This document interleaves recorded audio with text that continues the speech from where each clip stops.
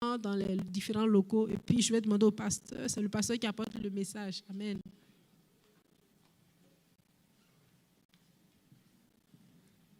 Je te remercie. Alléluia. Alors les enfants, on vous souhaite vraiment une bonne rencontre avec le Seigneur à travers vos animateurs. Ce matin, alléluia. Wow.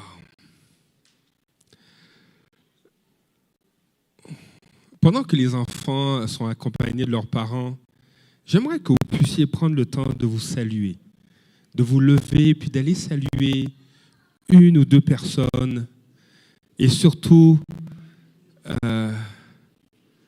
nos sœurs qui sont en visite.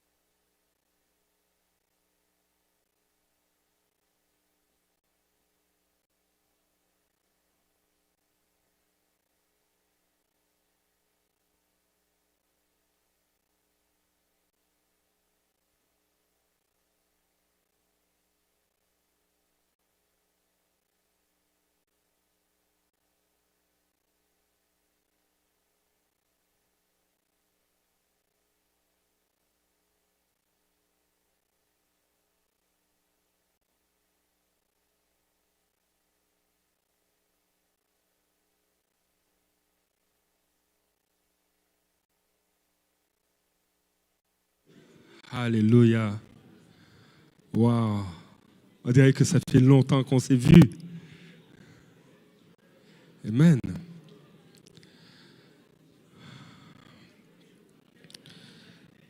Alors, avec le mauvais temps, je sais que plusieurs sont restés à la maison. Et on vous salue en ligne. Soyez fortifiés dans le nom de Jésus. Ce matin, alors que plusieurs reprennent leur place, alléluia. Wow, le silence s'est fait, c'est fort. Wow.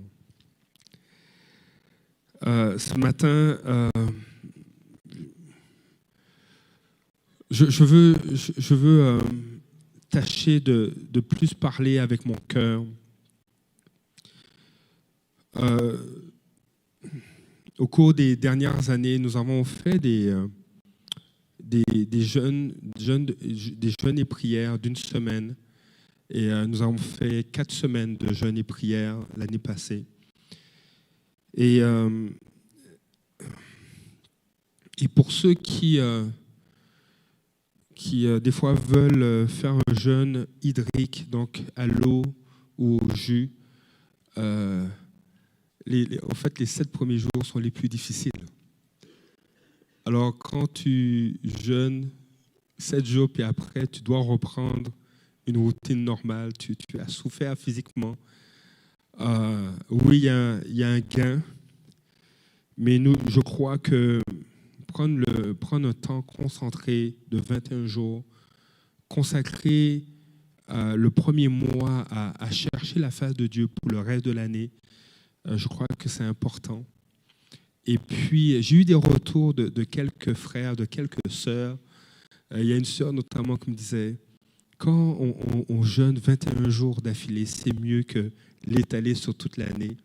Alors j'ai pris note aussi de ces avis et on s'aligne sur un 21 jours.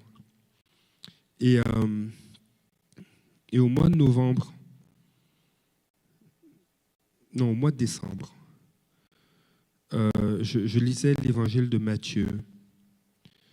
Et le verset 16 de Matthieu 5 a sauté, est ressorti de ma Bible. Et ce verset dit que votre lumière luise ainsi devant les hommes, afin qu'ils voient vos bonnes œuvres et qu'ils glorifient votre Père qui est dans les cieux. Je vais revenir sur ce verset, mais ce verset est très riche à mon sens. Et je vais tâcher de vous partager cette richesse que j'ai pu tirer de ce verset. Mais je crois que nous devons effectivement mettre du temps à part pour Dieu. Il y a plusieurs raisons. Il y a plusieurs raisons de jeûner et de prier. Normalement, et si on prend le temps de lire Matthieu chapitre 6, à partir de Matthieu 5, 48 jusqu'à Matthieu 6, 18, Jésus parle des pratiques normales du croyant. Nous sommes des enfants de Dieu, nous sommes des disciples de Jésus. Et si nous sommes des disciples de Jésus, nous marchons selon une discipline que notre Maître nous donne. Et cette discipline, on peut appeler ça des disciplines spirituelles. En tant que disciple de Jésus, il y a l'expression de certaines disciplines spirituelles qu'on vit. Par exemple, apprendre des versets bibliques par cœur. Pourquoi? Une des raisons, lorsque Jésus a été conduit dans le désert par le Saint-Esprit, alors qu'il jeûnait et priait, il a été tenté par le diable.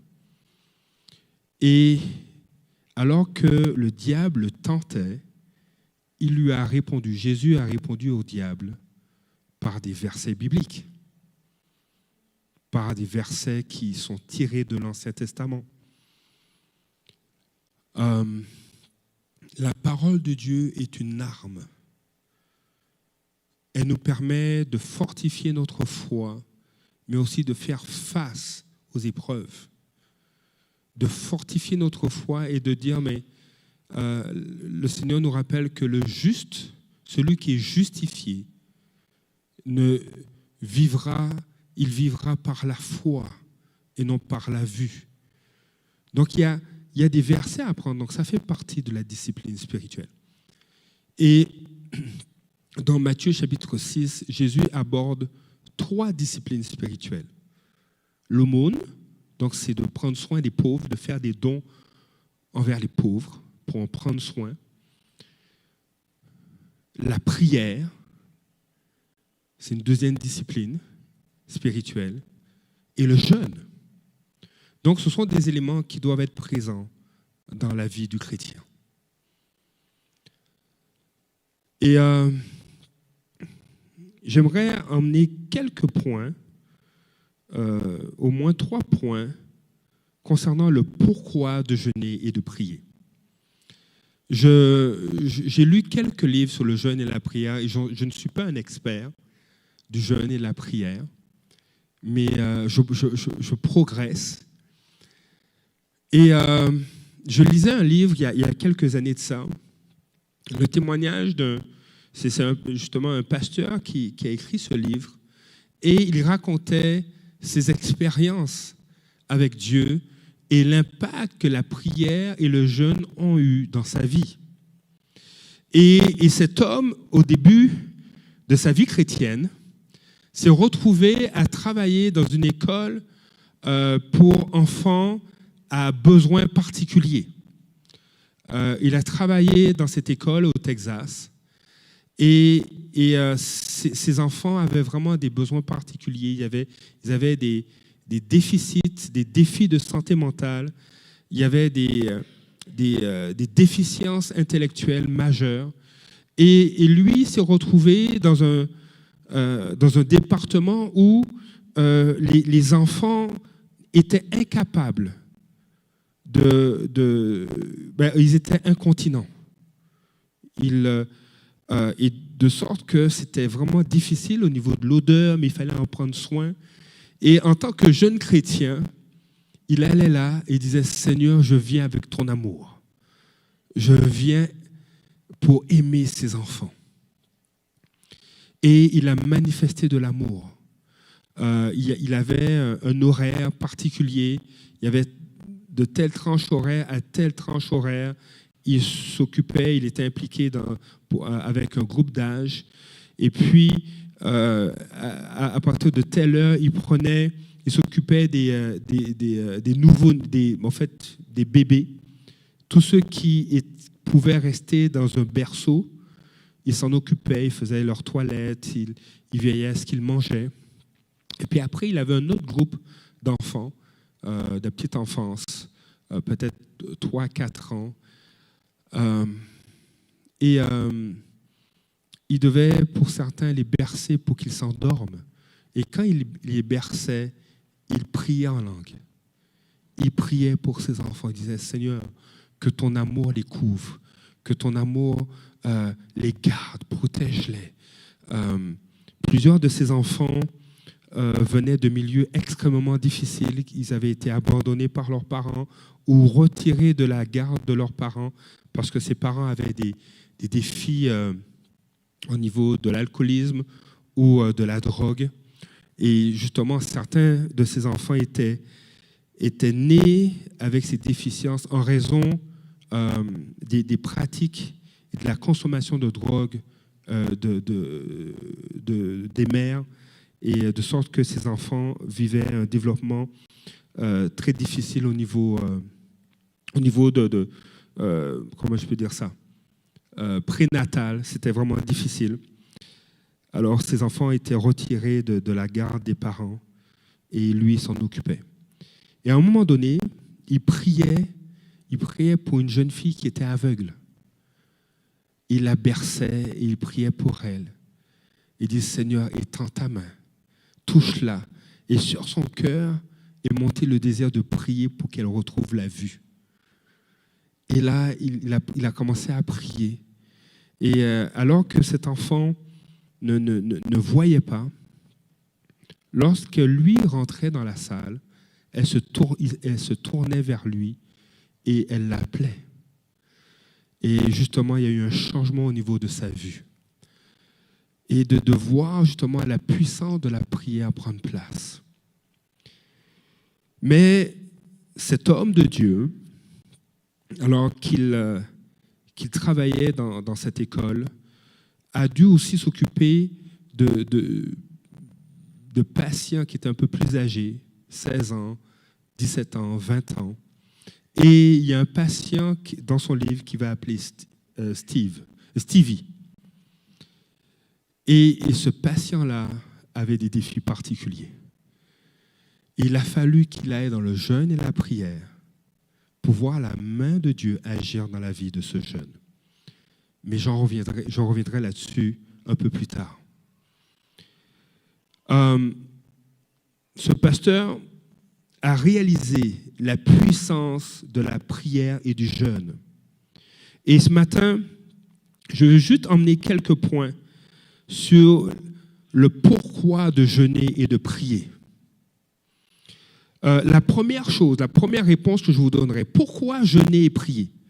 La première réponse que je te donnerai ce matin, c'est que le jeûne et la prière fait partie de la vie normale du disciple de Jésus. Dans Matthieu 6, les versets 16 à 18, on peut lire ceci. À partir du verset 16, il dit « Lorsque vous jeûnez, ne prenez pas un air triste comme les hypocrites qui se rendent le visage tout défait pour montrer aux hommes qu'ils jeûnent. Je vous le dis en vérité, ils reçoivent leur récompense. Mais quand tu jeûnes, parfume ta tête, lave ton visage afin de ne pas montrer aux hommes que tu jeûnes, mais à ton Père qui est là dans le lieu secret, et ton Père qui voit dans le secret te le rendra. Jésus va dire, lorsque tu jeûnes, pour Jésus, c'est normal.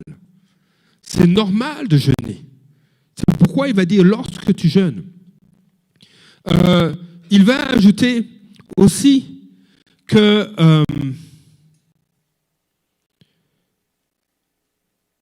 s'attend, il attend de ses disciples, de ses amis, il attend d'eux qu'ils jeûnent.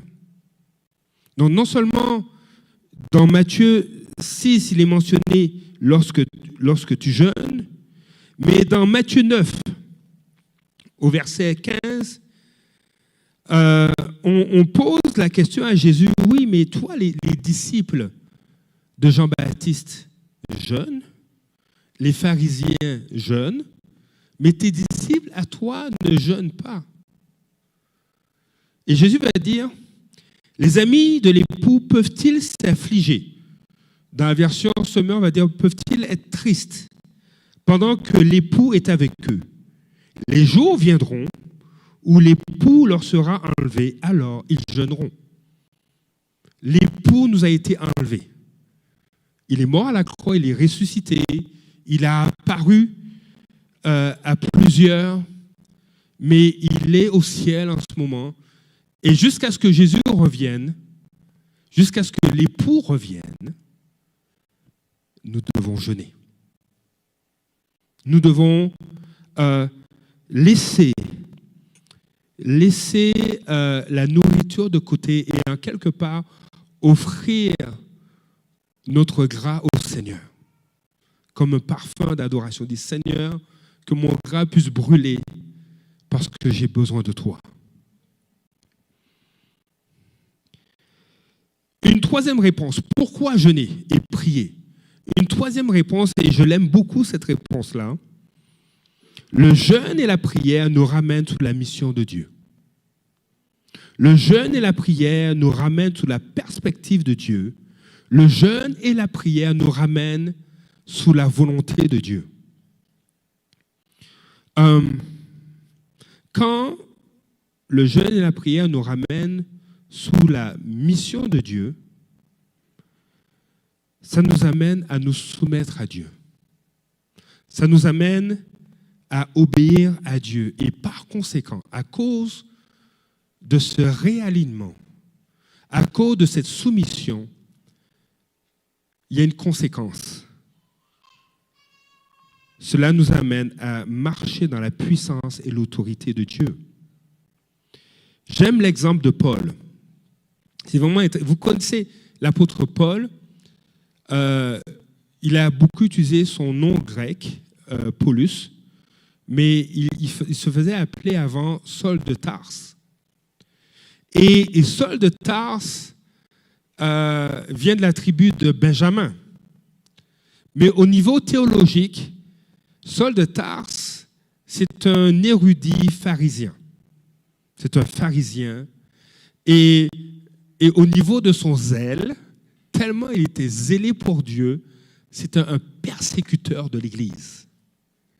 Donc, il s'était donné comme mission de persécuter les chrétiens. Et il pensait, il était convaincu que c'était un mandat que Dieu lui avait donné. Est-ce qu'il avait raison? Non, il n'avait pas raison. Parce que sur le chemin de Damas, alors qu'il avait reçu l'approbation des pharisiens, des sacrificateurs, il se rendait à Damas pour persécuter davantage les chrétiens. Et la persécution allait jusqu'à tuer des chrétiens. Et dans Actes chapitre 9, Paul se retrouve sur le chemin de Damas. Il a des compagnons. Et sur cette route, c'est comme si tu t'en vas, je ne sais pas, c'est comme si tu t'en vas au Saguenay, tu dis, là-bas, là, il y a des chrétiens, on va aller les persécuter. Et sur la route, alors qu'il est avec des compagnons, il y a une lumière éblouissante qui stoppe leur déplacement. Ils sont éblouis et Paul entend une voix, Jésus qui lui parle et qui lui dit, pourquoi persécutes-tu mon Église? Pourquoi me persécutes-tu? Et là, il entend cela, la lumière est éblouissante, ses compagnons n'entendent rien, mais ils sont saisis de peur et ils fuient. Et lui, il reste là et il entend le Seigneur lui parler, il le voit et il est convaincu que, waouh, il n'était pas sous la bonne mission. Et là, il a cette rencontre avec Jésus. Et le Seigneur lui dit, va à Damas. Va à Damas. Il y a un rendez-vous pour toi là-bas. Et il se rend à Damas. Et il va rester là 3 jours, sans voir. Il va dans une maison, il va chez un chrétien. Et on voit dans Acte 9, verset 9, il resta 3 jours sans voir, et il ne mangea ni ne but. Ce temps de 3 jours a réaligné la perspective de Paul concernant son appel et son mandat pour sa vie. À Damas, Paul a été ramené sur la mission de Dieu et sous la perspective de Dieu. À un tel point, et c'est intéressant, Acte 9, on entend l'auteur des Actes des Apôtres amène cette dimension où il dit de Paul qu'il est resté 3 jours sans voir et qu'il ne mangea ni ne but. Mais dans Acte 22, les versets 13 à 16, Paul est en train de témoigner comment Dieu l'a appelé au ministère. Et Paul est en train de donner des détails supplémentaires. Et écoutez ce que Paul va dire. Donc là, je vais lire à partir du verset 13. Ça faisait 3 jours. Ça faisait 3 jours selon Acte 9. Ça faisait 3 jours que Paul ne mangeait ni ne buvait. Pendant 3 jours, il ne voyait plus. Et là, alors qu'il jeûnait et priait, Dieu lui dit, et Dieu lui donne une vision, il y a un certain Ananias qui habite Damas, qui est chrétien, il va venir te voir et il va prier pour toi. Et tu vas retrouver la vue. Et je vous laisse cette parenthèse. Alors que Paul jeûne, c'est un jeûne forcé, ou c'est un jeûne, il fait le choix de jeûner. Parce qu'il ne voit pas, ça c'est forcé, il ne voit pas. Mais il a décidé de ne boire ni de manger. Et alors qu'il est dans ce temps de jeûne, il y a une incursion du ciel dans sa vie. Il reçoit une vision qu'un certain Ananias, et c'est précis, va venir te voir et il va prier. Et pendant ce temps, pendant qu'il reçoit cette vision, qu'il y a un certain Ananias qui va venir chez toi, Ananias, lui, a une vision et le Seigneur lui apparaît et lui dit, à tel endroit, il y a Saul de Tarse qui est là, va prier pour lui. Je ne sais pas, frère Trédou, je ne sais pas, tu es à la maison, tu es en train de prier avec ton épouse, et pendant que vous priez, tu as une vision, tu dis à ton épouse, attends, je ne sais pas qu'est-ce qui se passe, la présence de Dieu est trop forte, et là tu as une vision et Jésus t'apparaît, ton épouse le voit, et le Seigneur te dit, tu vas aller à Québec, et tu vas aller sur telle rue, la 4e avenue, à telle adresse, et il y a quelqu'un qui est là. Et tu vas prier pour lui. Et quand Jésus te dit c'est qui, tu dis mais ce gars-là, il nous persécute partout. J'ai travaillé même avec lui. J'ai travaillé en bourse avec cet homme-là. Et c'était difficile. Et tu me dis d'aller prier pour lui. Je dis Seigneur, tu n'es pas gentil là, c'est pas juste. C'est un peu ce que Ananias vit. Il dit mais Seigneur, ce Paul de Tarse, tout le monde le connaît. Il tue les chrétiens. Il les persécute. Et tu me dis d'aller prier pour lui. Le jeûne et la prière a déclenché le ciel. Quand tu vas dans le jeûne et la prière, il y a un mouvement qui se passe dans le ciel et qui a un impact sur terre. Paul a eu une vision qu'Ananias allait venir chez lui, mais Ananias, lui, a une vision de Jésus qui dit « Va rencontrer Paul ». Quand tu vas dans le jeûne et la prière, Dieu te replace sous sa mission. Dieu te replace sous sa mission. Le zèle que Paul avait n'était pas un zèle qui venait de Dieu, de persécuter l'Église. C'est pourquoi il va dire plus tard qu'il est le dernier des apôtres, parce qu'il a persécuté le corps de Christ. Mais Jésus est venu le chercher. Et des fois, tu vis une crise. Et quand tu jeûnes, Dieu transforme la crise en bénédiction. Et ce matin, je veux nous encourager à saisir cette pensée-là. Parce que ce n'est pas par l'intelligence, ce n'est pas par la vue qu'on saisit ces choses-là, mais c'est par la foi. Et j'aime citer l'apôtre Jacques qui dit que Élie était un homme de la même nature que nous. Si Élie, si Paul, si Ananias ont pu vivre ça, toi aussi tu peux le vivre. Tu peux le vivre pour ton foyer, tu peux le vivre dans la situation de crise où tu te trouves. Tu peux dire, Seigneur, cette crise a assez duré, je veux me tenir devant toi. Parce que je crois que tu peux changer la crise en bénédiction. Comment un homme qui était un meurtrier a pu devenir un témoin de Jésus-Christ? Ce n'est pas pour l'argent qu'il a changé de position. Mais c'est à cause de sa rencontre avec Jésus. Et dans Acte 22, justement, Paul raconte ce qui s'est passé après ces 3 jours-là. Après les 3 jours où il ne voyait pas, après les 3 jours où il ne buvait ni ne mangeait, il dit, concernant Ananias, il est venu me trouver, s'est tenu près de moi, au verset 13, et m'a dit, Saul, mon frère, waouh, je bénis Ananias, Saul, mon frère, que ta vue te soit rendue. Au même moment, la vue m'a été rendue et je l'ai vue. Il y a une guérison qui a pris place.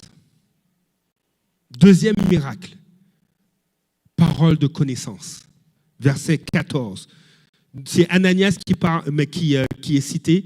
Il a ajouté, le Dieu de nos ancêtres t'a choisi d'avance pour que tu connaisses sa volonté et que tu vois le seul juste, c'est-à-dire Jésus, et que tu entendes sa propre voix. Verset 15. Car tu dois être son témoin pour annoncer devant tous les humains ce que tu as vu et entendu. Et Ananias va ajouter, il y a eu tout le cours de baptême qui a été donné là, en quelques minutes là. Et maintenant, pourquoi attendre encore? Lève-toi, sois baptisé et lavé de tes péchés en faisant appel à son nom. Le jeûne et la prière déclenchent beaucoup de choses. Il y a des paroles de connaissance qui sont relâchées.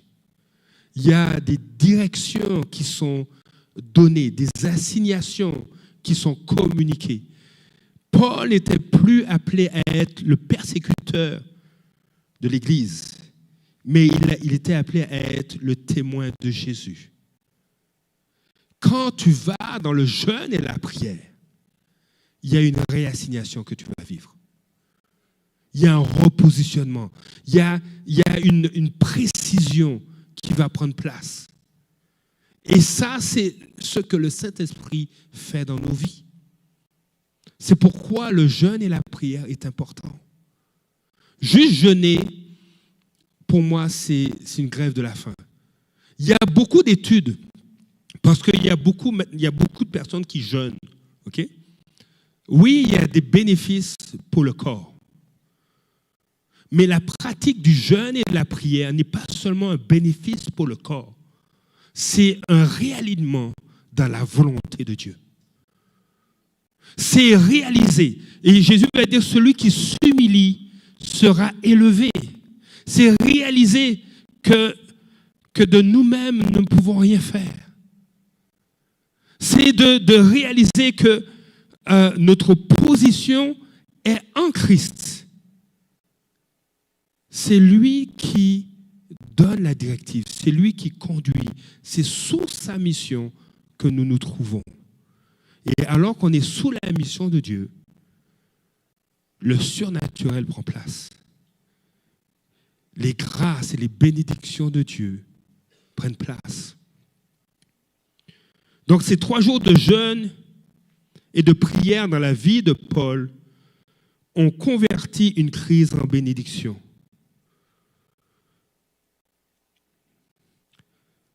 Il y a encore d'autres réponses à pourquoi jeûner et prier. Je vais vous dire rapidement, il y en a 5, mais je vais le dire rapidement. Pourquoi jeûner et prier? Pour manifester la promesse de Dieu dans ta vie. Pourquoi jeûner et prier? On jeûne et prie pour mettre fin à une saison et commencer une autre saison.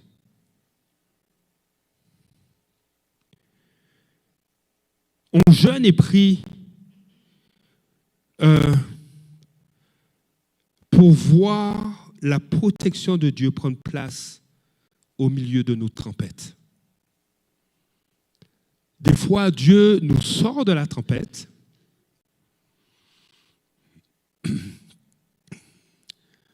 Des fois, Dieu nous sort de la tempête, mais d'autres fois, Dieu nous laisse dans la tempête, mais il nous protège. Et quand on regarde, dit, Seigneur, comment j'ai pu traverser cette tempête-là? Comment j'ai pu traverser cette tempête financière? Je ne sais pas. On a eu une période de notre vie où on disait, Seigneur, j'aurais aimé qu'il pleuve des dollars, toi, mais il n'y a pas eu ça. J'aurais aimé pouvoir, comme, tu sais, la toison, la toison que Gédéon a fait. Il dit, Seigneur, je mets ça là, sur le sol de ma maison, que tout autour de la feuille, il y ait plein d'argent, mais rien dessus. Comme ça, je sais que tu es avec moi. Pourquoi pas? Gédéon a dit, Seigneur, qu'il y ait de la rosée tout autour de la toison, mais qu'il n'y ait pas de rosée sur la toison, sur le tissu. Seigneur, je mets la feuille là à terre, à la maison, mais plein d'argent, qu'on s'en sorte financièrement.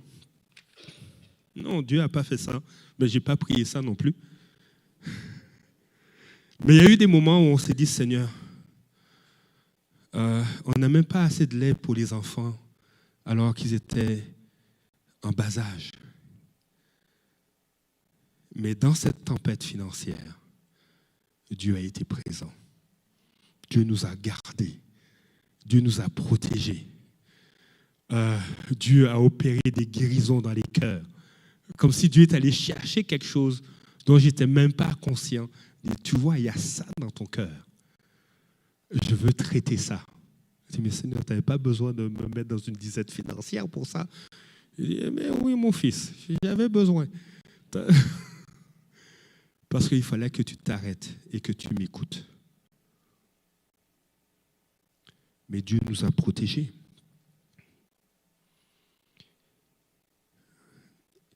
Un autre pourquoi. Pourquoi jeûner et prier?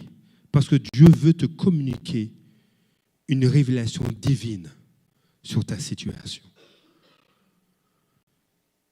Et même des fois, on jeûne et on prie parce que Dieu veut nous amener dans le combat spirituel à être victorieux sur la puissance de l'ennemi. Pourquoi vas-tu jeûner et prier dans les prochains jours? Pour quelle raison? Je vous ai dit, moi j'ai 8 raisons. 4 personnelles et familiales et 4 pour l'Église. Dire, Seigneur, je mets ça devant toi. Je veux que tu me parles concernant ces raisons, ces sujets que je mets devant toi. Et Dieu veut parler, Dieu veut te parler.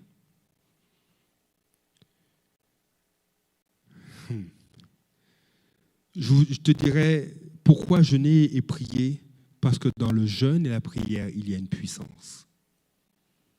Et surtout, dans le jeûne collectif, il y a une puissance. Quand je vais dire il y a une puissance dans le jeûne, je sous-entends dans le jeûne et la prière. D'accord? Okay. Il y a vraiment une puissance dans le jeûne collectif. Et cette puissance a d'abord un impact personnel. Il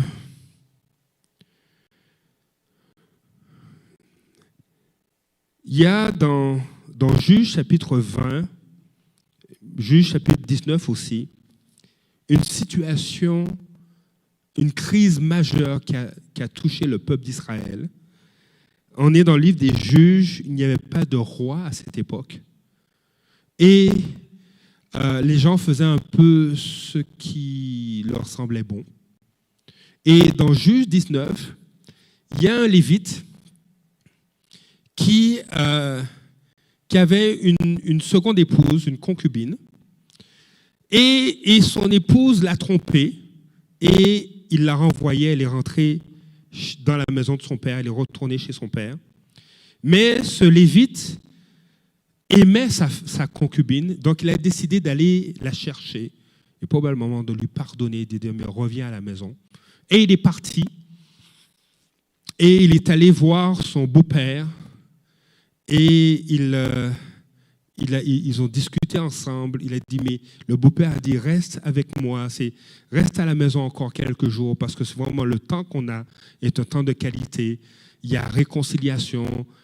Et à un moment donné, le Lévite dit, mais moi j'ai hâte de rentrer à la maison, de passer peut-être juste du temps avec ma concubine. Okay? Et là, ils partent. Et la crise, et c'est vraiment horrible, c'est qu'il est parti trop tard le soir. Et il a fallu qu'il s'arrête pour ne pas continuer le chemin la nuit. Et il s'est arrêté pas loin de Jérusalem. Mais ils ne sont pas entrés à Jérusalem. Ils sont allés dans une ville de la tribu de Benjamin. Et la tribu de Benjamin a décidé de violer, ou des hommes de la tribu de Benjamin ont décidé de violer la jeune femme. Ils l'ont violée et ils l'ont laissée pour morte. Et c'est très cru, c'est très graphique. L'auteur n'est pas allé à vraiment donner des détails. Ce Lévite-là, consterné par ce qui s'est passé, a pris son épouse, l'a transportée jusqu'à sa tribu, à lui. Et puis, il a alerté toutes les tribus d'Israël. Et je vous épargne les détails parce que c'est vraiment pas intéressant. Mais vous pouvez lire Juge chapitre 19, Juge chapitre 20. Il a dit, comment une chose pareille peut se faire en Israël? Des pratiques que Dieu a combattues se font au milieu de nous. Et toutes les tribus se sont rassemblés, plus de 400 000 hommes, et ils ont décidé d'aller faire la guerre à la tribu de Benjamin parce qu'ils ne voulaient pas livrer les hommes qui avaient fait ces choses-là. Et ils ont fait la guerre. Avant de combattre la tribu de Benjamin, ils sont allés devant Dieu et disent, Seigneur, doit-on aller? Qu'est-ce que tu dis? Et Dieu dit, allez, combattez cette tribu parce que cette tribu ne m'honore pas. Ils sont allés parce que Dieu leur a dit d'aller. Et qu'est-ce qui s'est passé? Tout Israël a été vaincu par une seule tribu, la tribu de Benjamin. Seigneur, ça n'a pas d'allure. Qu'est-ce qui se passe? Tu nous as dit d'aller et on est vaincu. Là, il retourne, il pleure, il crie, il prie. Il dit, Seigneur, doit-on retourner? Et Dieu lui dit, retournez, allez, vous allez gagner. Ils se fortifient et ils vont. Et qu'est-ce qui se passe selon vous? J'entends pas. Comment? Ils perdent à nouveau. Waouh! Et attends, on a un problème théologique comme ça. Dieu dit d'aller et puis là, tu es vaincu. Et c'est arrivé 2 fois comme ça. Et la 3e fois, ils décident de jeûner. Juge chapitre 20, verset 26. Tous les enfants d'Israël et tout le peuple montèrent et vinrent à Béthel. Ils pleurèrent, restèrent là devant l'Éternel. Ils jeûnèrent en ce jour jusqu'au soir. Ils offrirent des holocaustes, des sacrifices d'action de grâce devant l'Éternel. Et parce qu'ils ont jeûné, Dieu leur a dit d'aller et ils ont vaincu. Il y a des moments où nous devons vivre ce jeûne collectif pour voir l'accomplissement de la manifestation de la promesse de Dieu. Il y a des moments où ensemble, nous devons aller dans le jeûne parce que Seigneur, tu nous as dit, tu nous as fait cette promesse, mais nous ne la voyons pas. Nous allons dans le jeûne parce qu'elle doit prendre place, elle doit se manifester. Il y a des moments où la prière ne suffit pas. Nous devons nous tenir devant Dieu et dire, Seigneur, collectivement, nous nous tenons devant toi dans le jeûne. Interviens. Accomplis ta promesse. Et lorsqu'on va dans le jeûne et la prière de cette façon-là, il y a une puissance qui est relâchée. Il y a un secours de Dieu. Et on va voir la même chose. On va voir la même chose dans la vie de Daniel.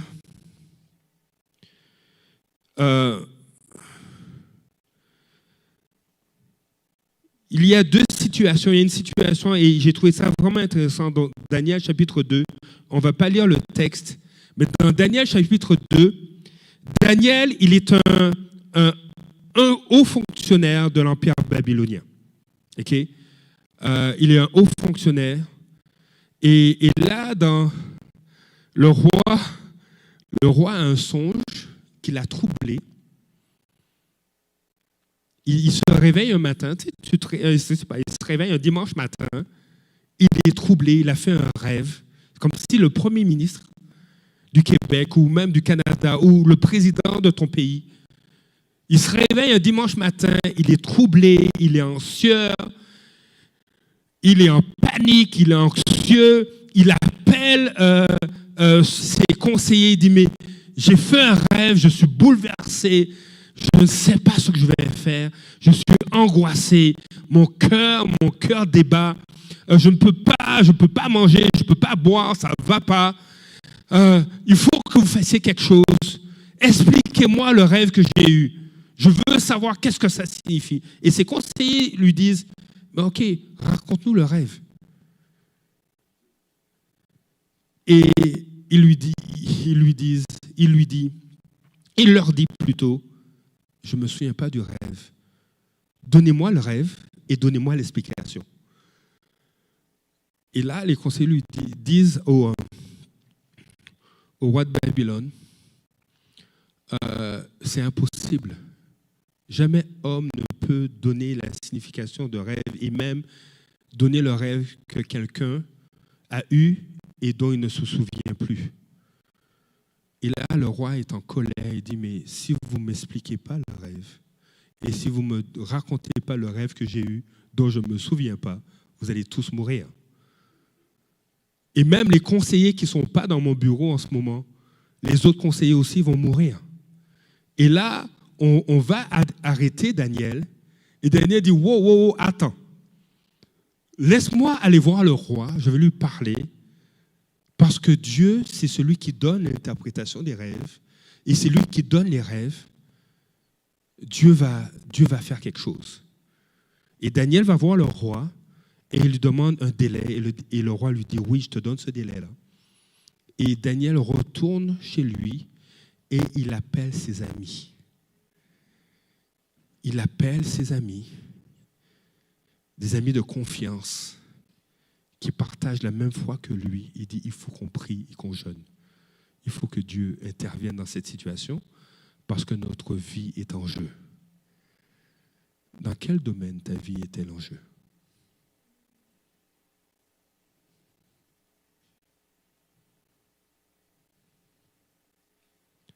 Il y a des gens qui sont des fois sur le point de d'ôter leur vie, qui ne veulent plus vivre. Quelle situation semble être mortelle pour toi, sans issue? Prends le temps de rentrer dans un temps de jeûne collectif. Emmène des amis avec toi et va prier, va jeûner. Alors que Daniel, avec ses amis, ils ont pris un temps pour prier.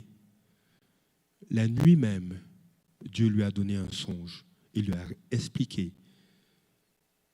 Il lui a montré ce que le roi avait eu comme rêve. Ce qui est impossible aux hommes est possible à Dieu. Et Dieu veut nous emmener dans cette dimension-là. Le fait de jeûner collectivement vient toucher à des domaines où même les hommes ne peuvent pas intervenir. Seul Dieu peut intervenir. Dieu peut changer le cœur d'un homme.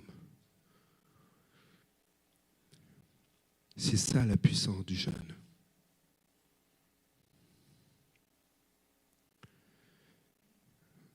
Je veux terminer avec ça.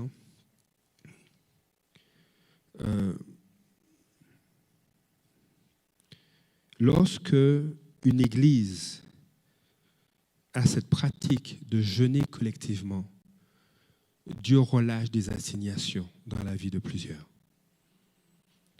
Dans Actes chapitre 13, on peut lire au verset 1, ceci, il y avait dans l'église d'Antioche des prophètes et des docteurs, Barnabas, Siméon appelé Niger, Lucius de Cyrène, Manaën, qui avait été élevé avec Hérode le tétrarque, et Saul. Verset 2. Pendant qu'ils jeûnaient, le Seigneur, pendant qu'ils servaient le Seigneur dans leur ministère et qu'ils jeûnaient, le Saint-Esprit dit, mettez-moi à part Barnabas et Saul pour l'œuvre à laquelle je les ai appelés. Verset 3. Après avoir jeûné et prié, ils leur imposèrent les mains et les laissèrent partir. Barnabas et Saul, envoyés par le Saint-Esprit, descendirent à Séleucie et de là ils embarquèrent pour l'île de Chypre. Parce que l'Église était une Église qui pratiquait le jeûne collectif, le Saint-Esprit a pu parler, ou plutôt ils ont pu entendre le Saint-Esprit. C'est important. Et ce qui est beau, j'aime énormément l'église d'Antioche parce qu'elle est multiculturelle. Si vous avez vu l'énumération des prophètes et des enseignants et des docteurs, il y a Barnabas, qui est d'origine juive, qui vient de la tribu de Lévi. Il y a Siméon appelé Niger. D'autres versions vont dire Siméon surnommé le Noir. c'était un Africain, je ne sais pas de quelle région, peut-être du Nigeria ou du Niger, mais c'était un noir. Lucius de Cyrène, un Romain. Manaën, qui a été élevé avec Hérode, le tétrarque. Donc c'était un homme qui venait d'un milieu aisé. Et ces hommes et toute l'Église jeûnaient et priaient. Et alors qu'ils jeûnaient et priaient et faisaient le ministère, le Saint-Esprit s'est mis à parler. Et il y a eu un réassignement, il y a eu un mandat qui a été donné à Paul et à Barnabas. Alors qu'on jeûne et qu'on prie, Chancela peut recevoir une direction de Dieu. Julie peut recevoir une direction du Saint-Esprit. Moïse peut recevoir une assignation, un réalignement professionnel. Dire postule à tel endroit. Elle dit, Seigneur, tu es sûr? Oui, postule. OK. Parce que là où tu vas travailler, il y a un homme, il y a une femme qui doivent me connaître. Parce que j'ai des plans, ils sont appelés à être des témoins et à raconter au monde ce que j'ai fait dans leur vie. Et à cause de ton obéissance, des vies vont être sauvées et le monde va être bouleversé. Parce qu'on jeûne collectivement. Et c'est important, je crois, de s'aligner. Et nous sommes en ce moment, nous rentrons dans ce jeûne avec le thème « Aller et briller ». Et je vais juste reprendre le verset.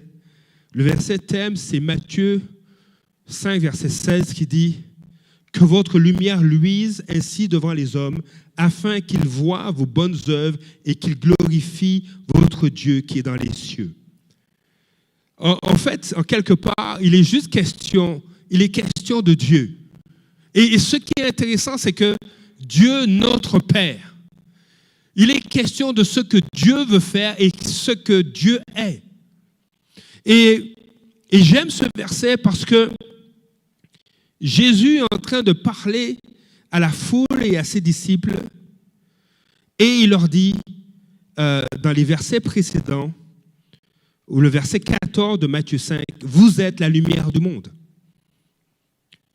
Avant ça, au verset 13, « Vous êtes le sel de la terre. » Mais le verset 14 dit, « Vous êtes la lumière du monde. » Jésus est en train de simplement dire, « Voici votre nature.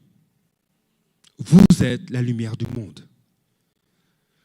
En moi, en Jésus, vous êtes la lumière du monde. En moi, en Jésus, vous êtes le sel de la terre. Voici votre nature. » Une lumière, est-ce qu'on la cache? Elle existe pour éclairer. Et la lumière n'a rien fait pour être la lumière. En Jésus, tu es la lumière du monde. Voici ta nature. Peu importe où tu vas, tu es la lumière du monde. Maintenant, ne mets pas un abat-jour sur toi. Ne mets pas une couverture sur toi pour qu'on ne puisse pas voir ta lumière. Et Jésus va dire ceci, à partir du verset 14, « Vous êtes la lumière du monde. Une ville située sur une montagne ne peut être cachée. » Il prend cette image pour dire la lumière, elle ne peut pas être cachée. Tout comme une ville en haut d'une montagne ne peut pas être cachée. Lorsque tu es au loin, même quand tu es dans un avion et que tu survoles un pays, tu vois, des fois, même la nuit, il y a des zones qui sont sombres, noires, puis un endroit plus loin, il y a plein de lumière. C'est une ville. Parce qu'il y a de la lumière là, c'est une ville. La ville ne peut pas être cachée. Tu la survoles, tu dis, ah, mais OK, on passe au-dessus de Québec. Une ville ne peut pas être cachée. De même, une lumière ne peut pas être cachée. Verset 15, on n'allume pas une lampe pour la mettre sous le boiseau.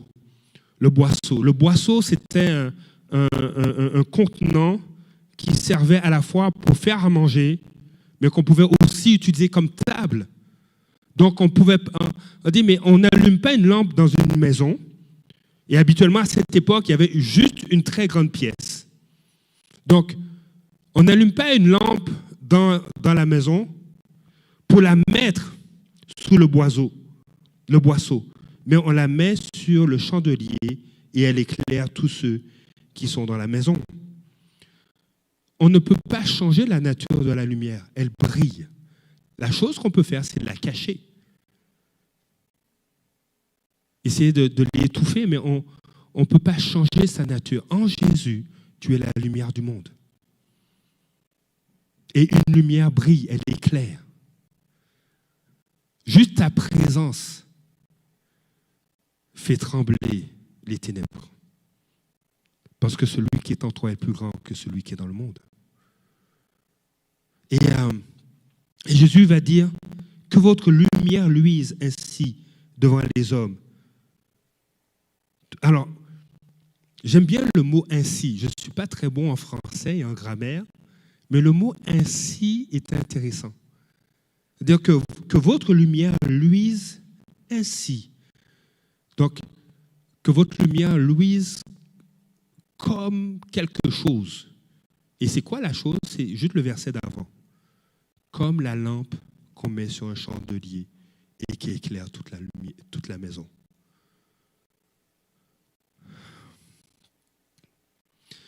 J'ai découvert quelque chose me concernant. Je suis parti en vacances avec ma famille. On est allé dans mon pays natal, la Martinique. Et c'est drôle, hein? Mon époux disait, mais je sais que tu es comme ça, mais il a fallu plusieurs expériences pour que je réalise que je suis comme ça. J'aime les randonnées. J'aime marcher. J'aime ça. Alors, à chaque fois qu'on voyage, il y a toujours un moment où je vais prendre une marche. Je vais découvrir la nature. Je vais en montagne. On est parti, Dieu nous a fait grâce. On est parti en Californie. On a grimpé pendant 2 heures un volcan. Je ne sais pas, c'est une forme de torture, je ne sais pas. Je ne sais pas comment on peut appeler ça, mais pendant 2 heures, il faisait chaud. Et puis, on montait, il dit Seigneur.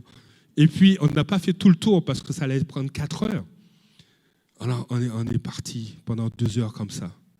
J'aime ça. Ça fait partie de ma personnalité. Si tu étouffes ça, je souffre. Et c'est comme si je m'éteins en quelque part. J'ai besoin de marcher, j'ai besoin du plein air, j'ai besoin de contempler. Et puis, on a pris des photos, on a pris des selfies, on a pris des photos, on a pris jusqu'à ce que j'ai plus de place sur le cellulaire. Tu sais. Mais j'aime ça. Donc, on est allé en Martinique, on est allé sur un volcan, où j'aime les volcans, et on a grimpé. Et on a marché, et puis il faisait beau. Ça fait partie de qui je suis, de ma personnalité. Être une lumière, être la lumière du monde, ça fait partie de qui tu es. On ne peut pas éteindre ça. Donc c'est pourquoi tu es appelé à briller. Et tu dois briller comme une lampe qu'on met sur un chandelier et qui est capable d'éclairer toute une maison. C'est comme ça que tu dois briller. Et le fait d'aller dans le jeûne, la prière, dire Seigneur, Jésus, tu nous as dit que notre lumière luise. Seigneur, y a-t-il des choses, y a-t-il des couvertures, des abat-jours que je place sur ma vie, ou y a-t-il des boisseaux sous lesquels je cherche à me placer, qui empêchent ma lumière de briller? Et c'est intéressant. Dieu, il y a un article que j'ai lu sur la peur et la foi. Normalement, ça s'oppose, mais des fois, pour certaines personnes, le moteur de leur foi, c'est leur peur. C'est un peu spécial, hein? La peur de décevoir, donc j'ai foi en Dieu. Non. Le moteur de ta foi, ça doit être l'amour de Dieu, ça doit être la parole de Dieu. Mais des fois, quand on va dans le jeûne et la prière, on a l'impression qu'il y a comme si quelque chose qui remonte. Tu dis, mais là, il y a une zone de ta vie où tu n'arrives pas à bien briller parce que tu as peur. Et je veux retirer cette peur-là. Je veux retirer ce drap qui a été mis sur toi et qui t'empêche de briller. C'est ce que Jésus veut faire dans nos vies. Et le fait de jeûner et prier, même de façon collective. Notre sœur Sandra peut recevoir une parole pour Hilda. Je parle de choses qu'on a vécues. Mon épouse et moi, on vivait à Montréal. Et une nuit, elle se réveille et elle me dit, dans mon rêve, j'ai été chez telle sœur de l'église. Et j'étais chez elle et j'ai combattu et j'ai déclaré que l'enfant va naître. J'ai combattu et je lui ai dit, ton enfant va naître. Il va venir. Il va vivre. Et je dis, ah oui. Alors on a prié ensemble. Et puis le dimanche, ou un dimanche après, mon épouse est allée voir cette sœur. Et il y a vraiment une parole de sagesse, comment elle a emmené ça. Et la sœur lui a dit, mon épouse lui a dit, mais telle date, as-tu vécu quelque chose? Et elle dit, oui, j'ai vécu quelque chose. Et dans leur conversation, cette sœur lui a dit, mais je suis enceinte. Et on a eu des défis pour avoir un enfant. Et pasteur Marjorie lui a raconté le songe. Et ça a été une victoire.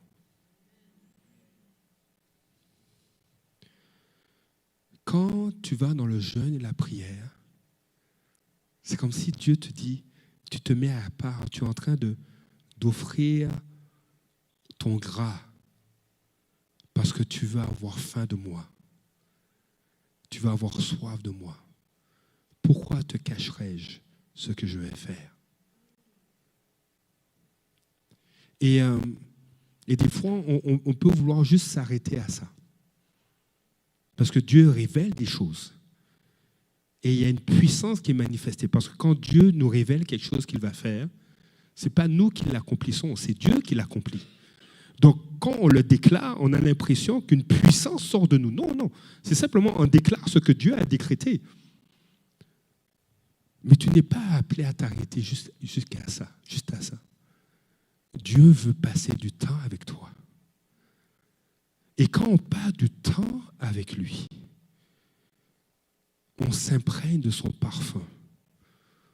On s'imprègne de sa démarche. On s'imprègne de son langage. On s'imprègne de son comportement. On s'imprègne de ses valeurs. On s'imprègne de sa culture. Et on commence à parler comme lui. On commence à marcher comme lui. On commence à penser comme lui. On commence à donner de la valeur à comment lui, il pense. Et sans le réaliser, on change. Et on se met à ressembler plus à Jésus. C'est pourquoi on veut vous inviter à ce temps de jeûne et prière collectif. Dire, Seigneur, peut-être que le besoin de telle sœur est différent du besoin d'une autre sœur. Mais Dieu connaît ton besoin. Et il va agir, il va se glorifier. Nous voulons, et c'est vraiment par la foi, parce que je dis, Seigneur, je dois choisir le type de jeûne que je vais faire. Et je veux dire, Seigneur, mais toi, tu dis quoi? Et je vais inviter l'équipe de louange à me rejoindre.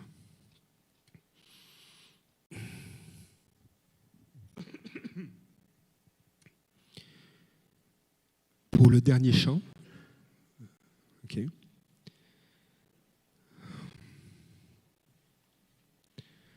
Ce qui est intéressant, c'est que l'initiateur, le premier, c'est Jésus. C'est Dieu qui initie les choses. C'est Dieu qui, des fois, dépose un désir dans ton cœur. Et ce matin, je partageais à chaque matin avec Jésus. C'est intéressant d'avoir en tête la fin de ton jeûne. J'ai sous les yeux mes quatre cibles claires qui me sont personnelles. Et j'ai mes 4 cibles qui sont sur mon cœur pour l'Église. Une de ces cibles que je mets devant Dieu, je veux une Église bouillante pour Dieu. Je veux que vous soyez bouillants, qu'on soit bouillants. Quand j'entends des hommes me parler, je dis, mais Seigneur, je veux être comme ces frères-là. Le comité des hommes est en train de travailler. Il y a quelque chose que Dieu est en train de faire dans leur cœur. Je dis, ces hommes-là, moi j'ai du respect pour eux. Ils sont en train d'être embrasés. Ils sont en feu. Et des fois, ils disent des choses. Ils disent, Seigneur, laisse-moi prendre des notes. Je prends des notes, je médite là-dessus. Et une de mes prières, c'est Seigneur, une de mes requêtes, je veux qu'on soit une église qui soit bouillante. Qui soit bouillante. Que le froid hivernal, que le froid hivernal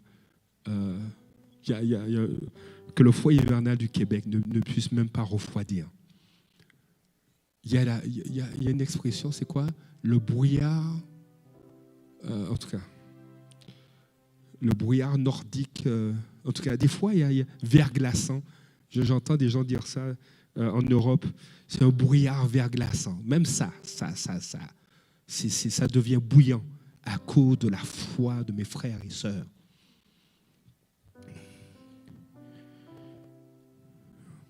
Je veux que tu aies en tête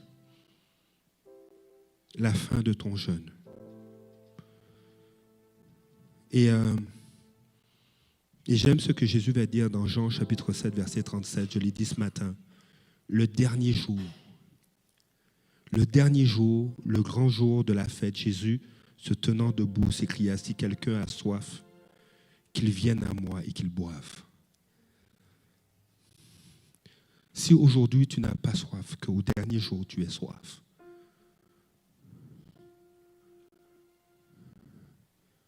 Il y a des gens, ils ont tellement soif de Dieu que la nuit, des fois à 3 heures du matin, ils ne dorment plus. Ils se tiennent devant Dieu. Il y en a d'autres qui viennent à l'église. Ils disent, pasteur, donne-moi les clés. Je veux jeûner, je veux prier. Ils ont soif. Qu'au dernier jour, tu aies soif.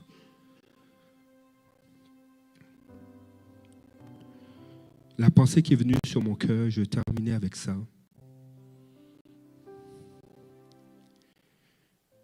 Le Saint-Esprit se tient à l'entrée de l'Église. Et il attend qu'on l'invite à entrer et à y demeurer. Mais le Saint-Esprit aussi se tient à la porte de ton cœur. Il se tient à la porte, il est en train de se mouvoir, de bouger, il attend. Parce qu'il veut en révéler les besoins profonds. Et il veut t'assigner dans le mandat qu'il a pour ta vie. Ma prière, une de mes prières, c'est Seigneur,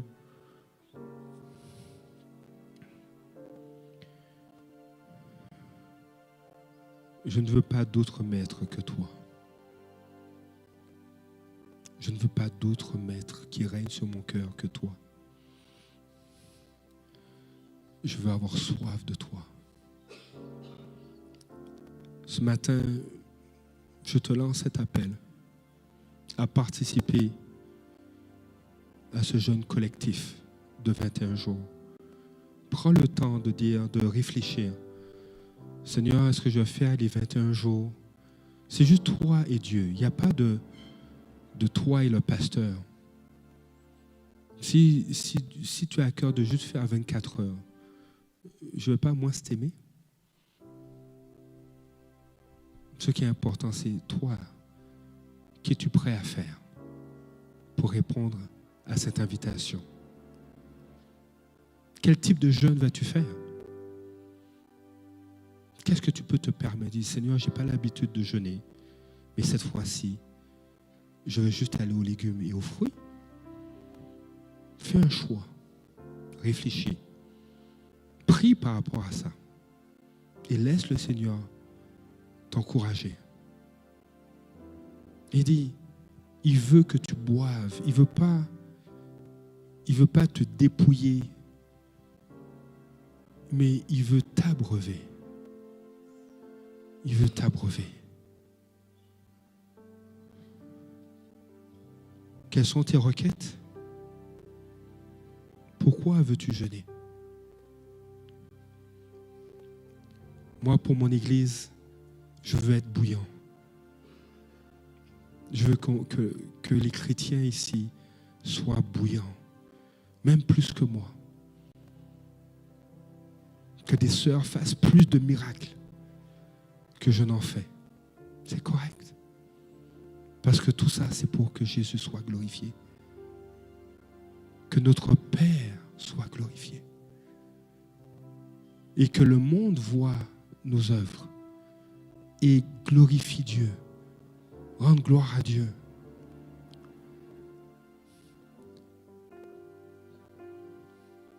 Alors que l'équipe de louange va emmener ce chant, je vais t'inviter à te lever.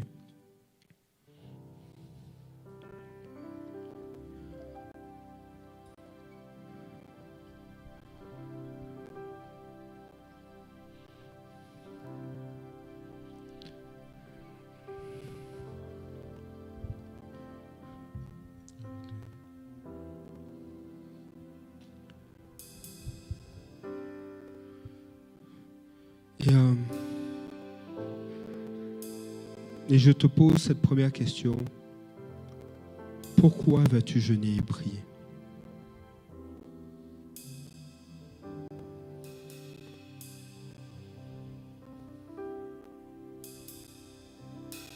C'est quoi ta raison?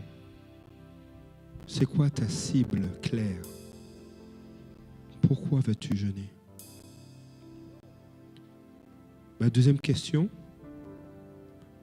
combien de temps vas-tu jeûner?